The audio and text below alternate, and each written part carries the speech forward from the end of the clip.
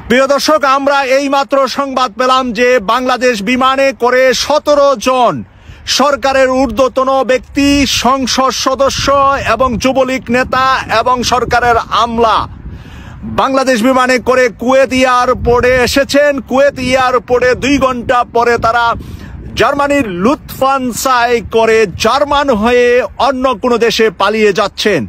আমরা পালিয়ে যাওয়ার সংবাদটি বারবার বলে আসছিলাম যে বাংলাদেশের আওয়ামী লীগের শীর্ষস্থানীয় রাঘব বোয়াল চোররা হাসিনাকে ছেড়ে দেশ থেকে পালিয়ে যাচ্ছে।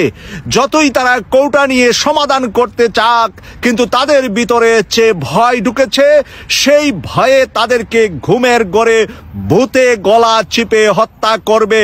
সেই ভয়ের ভিতরে আমাদেরকে পিছিয়ে থাকলে হবে না। আমি অনুরোধ করব, যারা এই আন্দোলনের জন্য শহীদ হয়েছেন, এই শহীদদের রক্তের সাথে যেন বাংলাদেশের মানুষ কোনো বেইমানি না করে। এই শহীদদের রক্তের কাছে আমরা পিছিয়ে যেতে পারি না। এই আন্দোলনে স্বৈরাচার শেখ হাসিনার সরকার যতদিন পতন না হবে ততদিন পর্যন্ত রাজপথ দখলে রাখতে হবে, এবং রাজপথ যদি আগামী কয়েকদিন আপনারা দখলে রাখতে পারেন, এই হাসিনা সরকারের পালানো ছাড়া আর কোনো উপায় থাকবে না।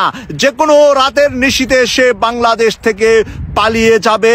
প্রিয় দর্শক, এই পালানো যখন শুরু হয়েছে, এই পালানোর শেষ হবে শেখ হাসিনার পালানোর মাধ্যমে। তাই আপনাদেরকে অপেক্ষা করতে হবে আর কয়েকটা দিন মাত্র। যদি আমরা এই আন্দোলন চালিয়ে যেতে পারি, তাহলে আমাদের বিজয় এবার হবেই সুনিশ্চিত। আর এবারের বিজয় যদি আমাদের না হয়, ভয়ঙ্কর রূপরেখা আঁকবে এই হাসিনা। এই হাসিনা ভয়ঙ্করভাবে বাংলাদেশ থেকে বিরোধী দলকে নিশ্চিহ্ন করে ফেলবে।